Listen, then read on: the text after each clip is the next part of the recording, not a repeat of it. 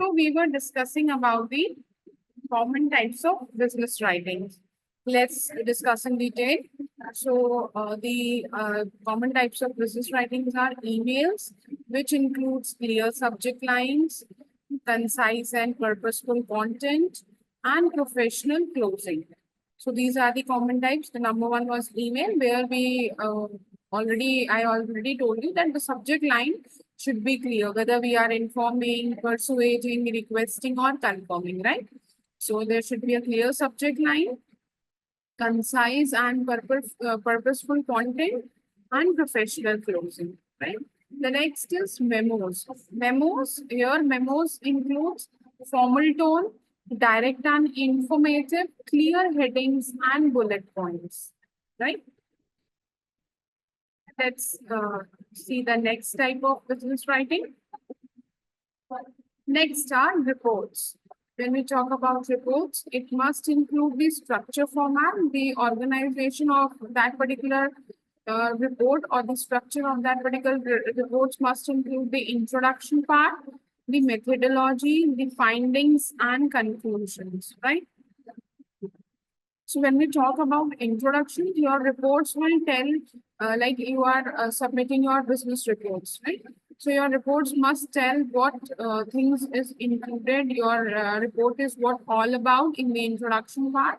Methodology will be talking about what research have you done, what methods of data collection have been used, and what were you finding, what is the objective of that report, and what have you came up with the analysis and interpretations, what are your findings, and now what are you concluding? So these entire thing from introduction till conclusion constitutes of a structure format of a business report, right? Next comes is detailed and thorough. Your detailed and thorough means the report which we are preparing for business meetings or for the business partners must give the detailed information of our products and offerings, of our turnovers, of our employees, what is the profit of the organization, what are the financial reports, and everything should be included so that the stakeholders or the investors who are coming for the meeting must get the information from entire report. We can also mention the graphs and pie charts for statistical data delivery so that there will be some clarity. If we are doing analysis, so that analysis may be represented in terms of charts, graphs, or visual aids, whatever facilities available, whatever things are available, we must use to display it in a clarified manner, right? Next comes the proposals. Proposals are persuasive and goal-oriented. There is detailed description of objective, methods, and benefits, and professional and polished presentation. Obviously, we are giving business proposals just to make, just to add the customer or to add or to expand our business portfolio, right? So we create proposals. So proposals are always persuasive in nature and are goal oriented.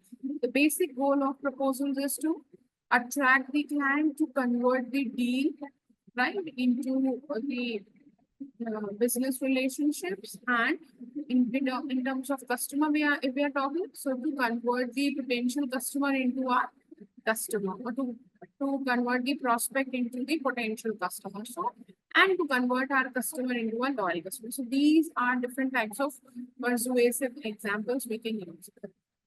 Right. The next is detailed description of objective. Obviously, if we are sending the proposal to any organization, we must give the clear information regarding what are the objectives of that particular proposal, what methods of business are you using, what will be the benefit of that person who is investing in your business or who wants to expand your business. So what benefit he or she will get, or what that institution, if we are dealing into B2B organization, suppose we are doing some collaborations, in that case also we do provide business proposals. If we are asking for sponsorships from some companies, then also in that case we require business proposal. So what information are you providing should be in a descriptive manner. You must show your last 6 months or yearly or annual sales, your growth chart, your reputation documentation. Every information regarding the institution, regarding the organization is mentioned, right? So that the person who is investing in your firm, or the person who wants to associate him or herself with your organization must come to know what benefits they will have by associating themselves with your organization, right? So we can say it's a mutual give and take form of communication. So if you want something from them, so they also need some benefits, some additional advantages, right? Let's see. The third point is professional and polished. Obviously, we are preparing the proposals, we are preparing it in such a form to attract the customer, to attract the dealer, or to attract the investor. So it must be in a very polished form. There should be no error. You must provide 100% accuracy in the information, and the presentation must be in a synchronized and standard format. Right? The next comes is minutes of meeting. When we talk about minutes of meeting, this means if in general the organization, we conduct day-to-day meetings. In organizations, we conduct day-to-day meetings, and in those meetings we record the points which has been discussed between the members or with the members. There is one head of the meeting who is taking the meeting. So there we'll mention what is the agenda of meeting, why meeting has been called up, what is the agenda behind, who are the participants of that meeting, like uh, who are the attendees of meeting, who are attending the meeting, who is the chair of that meeting, and what were the points discussed is being mentioned or recorded in minutes of meeting. That's why it has been called minutes of meeting.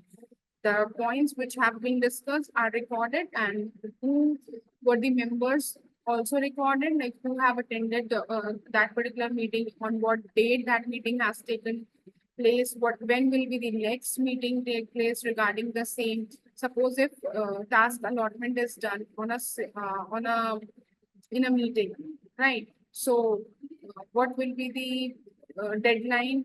Before deadline, there will be one more meeting will be called up to just ask whether the deadlines is being fulfilled or not, whether the people are prioritizing their task to complete it on a deadline or not. So all these things are discussed in minutes of meeting, right? So let's see what are the sub points in minutes of meeting. That meeting, we cannot say sub points, but yes, what things is to be kept in mind while creating minutes of meeting, that the information should be accurate and concise. Recording of discussion, like what discussion has been done within a meeting, must be recorded in a very concise and brief manner without eliminating important points, right? Next is clear identification of attendees and agenda.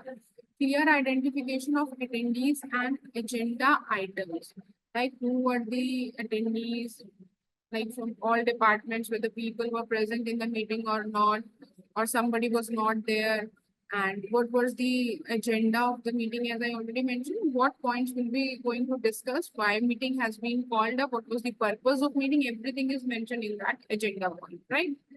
Next is action items and decision clearly noted, like whom the responsibility has been assigned, who will be going to give the details, who will perform the particular task. So all these are the action items which is mentioned, and what decision has to be taken. The new committee has been constructed, who will be the owner of the committee, any additional tasks has been allotted. So these are the decisions or actions which are taken, and they are also mentioned in that particular format. Moving towards other slide, let's see. So now we'll be talking about tips for effective business writing. What are the tips for effective business writing? Let's see. Number one, know your objective. Be clear about what you want to achieve with your writing. Number two, use simple language. Avoid complex words and phrases. Simple language improves understanding. Be direct. Be direct means get to the point quickly, right? So don't delay the process. You have to act to the point only. Busy professionals appreciate brevity. Instead of going in a very subjective content, please have an objective point and be quick to that, right? Don't get into too much detail because we have to respect the time as well equally, right? Next, use bullet points and list. Use bullet points and list. They make information easier. Like here, once, as the tips for effective business writing is mentioned over here, I have mentioned it in a single bullet point without too much of content. So here you are able to get it very easily that what know your objective means, what does redirect mean. So here you will be able to understand what is what I want to make you understand in a simple language. So the receiver will be able to understand as there is not very subjective content over this, right? So include a call to action. Include a call to action means clearly state what you want the reader to do next, right?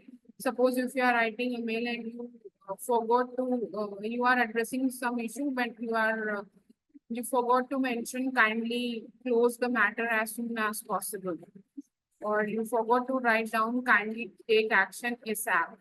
So here the reader might understood it like you are informing him, but you don't need any action over it, right? So you must include a call to action that yes, your action is there. Action is required from your end. So please clearly state what the reader should next do, right? Next is edit ruthlessly. Edit ruthlessly means cut out unnecessary words and information. Means only provide the accurate information, the concrete information, eliminate the information, overall idea of the information or the unnecessary information. Only mention the relevant points, right? Next, we'll be discussing the different examples of business writings. I have taken examples of all types of business writing, the business emails, the business minutes of meeting, the business reports, business memos, and business proposals, right?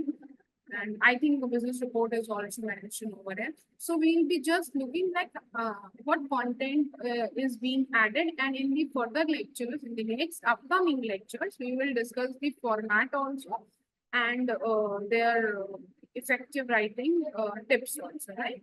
So here we are just discussing as a sort of examples, right? So just see business email. When we talk about business email, first we'll put the subject, like the subject line over here is project update. Our project update is regarding marketing campaign for quarter three. Here Q3 is quarter three. So what is mentioned like, dear team, I hope this email finds you well. I wanted to provide an update on the progress of your marketing campaign for the third quarter. It's very simple, very easy language, anybody can understand, right? So what were the key points of the mail? The campaign strategy, the content creation, and advertising. So the main heading was key points. So in campaign strategy, as they were talking about the marketing campaign for quarter three, so what they mentioned in campaign strategy, we have finalized the strategy focusing on digital channels to increase our reach and engagement. Now they have mentioned it very much clear that we have finalized the strategy that we have to increase our reach and engagement to the masses, right? Next is in content creation, what they want. The content team has developed a series of blog posts, social media updates, and email newsletters. All content will be read by July 1, right? So this is what they have mentioned, that the digital team has created every content related to social media updates, related to email newsletters, related to blogs, posts, everything, and it has to be kept ready by July 1. Like, everything they want it to be done before July 1 or by July, right? This has the deadline given to the content creation, right? Advertising are PPC ads, right? PPC's ads and social media ads will go live on July 5th. The budget has been approved by finance department. So they are saying their advertisements on social media is very much um, ready and will go live on 5th July. The budget is also approved. So they have given the entire information, right, in the email. Now, what was the next step? The next step was designing team. They have to finalize all the graphic design materials by June 20, right? So they here provided a like information where they need to take the next step. Now, what else? Content team has been asked to complete the editorial calendar and submit it for review by June 30, so that the review can be done, so that if there is any changes or if they are deviating from their goals or objectives, so that can be rectified at the same point of time, right? Now, advertising team. Now, what advertising team has to ensure, that they have to ensure all ad copies are finalized and approved by July 2nd, right? Now, in last, what is the closing format of that email? Please let me know if you have any questions or need further clarification. Best regards, your name, your designation, and your contact information. So that if somebody is having any confusion in the email, they may give you a call and clarify the query, right? So I hope this email example is somewhere clear to you all. Now, moving towards the next example, we'll be talking about the business memos. Here, business memos is used just to give an information, or we can also say use as a circulars or orders, right? So here, business memos is created for all staff members, all the people in the team or in the organization, from Mr. Jane Doe, who is an HR manager. So HR manager is informing to all the people in the organization, to all the staff. They have mentioned it on June 26th. The subject was new workplace safety policy. So what they came up with? So they have came up with the safety policies for new workplace. They might have shifted to some new workplace, or they have been shifted to some new workplace. So where they have been introducing their employees with the new safety policies. So what they have mentioned in the introduction, let's see. As part of our ongoing commitment to ensuring a safe and healthy environment, safe and healthy work environment, we are implementing new workplace safety policies effective from July 1. So what they are saying, they are providing new safety policies for their workplace, right? They have been working somewhere, and now they are restructuring, not shifting to any office, but they are restructuring to a new policy. They have structured their workplace policy, and they have came up with the new work policy, right? New safety policy for workplace. So the subject line is new safety policy for workplace, or they have mentioned it new workplace safety policy, right? So the meaning over a new workplace safety policy here is, there are new safety policies have been made for their workplace, and which they will going to implement by July 1st, right? Next, new policies. What new policies included? Let's see. Mandatory safety training, that there will be training given to all the employees. All employees must complete a safety training session by July 15. Training schedules will be shared by your department heads. Emergency procedures. Updated emergency procedures have been posted on the company intranet and in common area. Familiarize yourself with these procedures. So what a new policy told?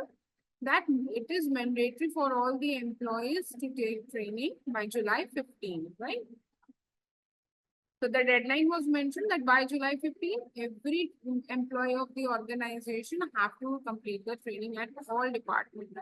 And that has been shared by all department heads, right? Next is emergency procedures. That familiarize yourself with all the emergency procedures posted on company intranet. There have been some company portal where employee has a login ID and they can access the company policies over there. So they have to familiarize about those emergency procedures, right? That during the contingency or during some emergency situation, what policy, what procedures they have to follow, right? Next is next is personal next is personal protective equipment, PPE. Personal protective equipment must be worn in designated areas at all times. This includes hard hats, safety glasses, and gloves. So they might be working in a industrial area, or they might be working for some manufacturing units or what. So they have given the personal protective equipments to their workers or to their employees, right? Now, what was the implementation? Department heads are responsible for ensuring their teams complete the mandatory training. Now, the memo says that the information which is circulated now have to get on implementation part also. So department heads, we can say department heads or HODs are responsible for ensuring that their team completes the mandatory training before July 15 or by July 15. And regular safety drills will be conducted. Regular safety drills, or we can say regular safety activities, will be conducted to ensure everyone is prepared in case of any emergency, right? Now, the closing part was thank you for your cooperation in making our workplace more safe for everyone. Last was best regards from HR manager Jane, right? Next. This was the information which they use in business memos. Now moving towards the next type, business reports. Now, when we talk about business reports, as it was mentioned, we'll be giving the entire introduction, the body of the report, the methodology, the findings, analysis, and conclusions, right? So let's see. Business report, the title was Quarterly Sales Performance Report. So here they were talking about quarter second performance sales report. So the sales report, so the report contains the sales performance of quarter two. Let's see what they have mentioned. So first they have opened the report with the very important part, that is executive summary. What executive summary says, this report, executive summary gives a idea that what the report is all about, right? So it is mentioned, this report provides an analysis of our sales performance for the second quarter of 2024. So overall, we have achieved a 10% increase in sales compared to the previous quarter, driven by strong performance in our online sales channel. So they have mentioned that this report is all about the quarter two sales performance. And they also mentioned that the previous quarter was less than this quarter. So in this quarter, they have achieved 10% more as compared to previous quarter, and the online sales have been increased more in this quarter, right? So this was the executive summary. Now coming to the introduction, let's see what they have mentioned in introduction. Objective to assess sales performance and identify areas for improvement. So the objective was to assess the sale performance and identify areas for improvement. Scope. What was the scope? The scope was this report covers sales data from April 1, 24 to June 30, 2024. It was talking about the financial year from April to June. Now, the sales performance is mentioned that the total sales were 10% increase from quarter one. And the online sales were 15% increase from quarter one, and in-store sales, like the offline store sales, were like offline sale was 5% increase. So the online sale was increased more as compared to the offline sales, right? So next is analysis. Online sales growth says increased investment in digital marketing contributed to higher online sales, right? What they mentioned that is in analysis, what they have came up with that online sales have taken a much growth as compared to offline sales. So what was the product performance? They told the new product line launched in April performed well, and they accounted for their contribution to total sales was 20%. That means the new product line was giving the good performance as compared to the existing product line. Now, here they have also came up with the conclusion as we are like reading as an example. So the charts are not available over here in this particular report. They might have used the charts as an analysis part.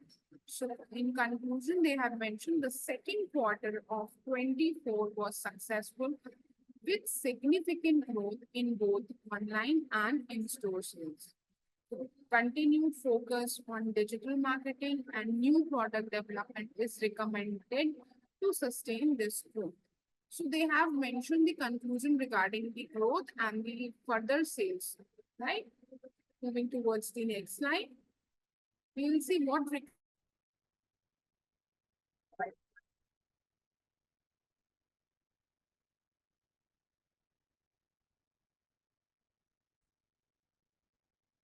there was some network issue. Sorry for that. So we were discussing about the business reports. So recommendation. What recommendation they gave in the business report that increase the budget for digital marketing as the online sales were going up. As the online sales were going up, so the company asked to increase the budget for digital marketing by 10% for quarter three, as it goes up from 10 to 15% in quarter two, right? So the target given to them was for 25%. As in quarter two, it was 15. So in quarter three, 10% more. So launch for new product in the next quarter to maintain sales momentum was also recommended. Appendix is a chapter where the detailed uh, questionnaire or sales data and charts are attached.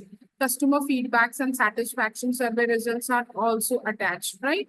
So at last, it was mentioned that who has prepared the report, that particular person's name, position, and date. Next. Let's see what next we'll be discussing.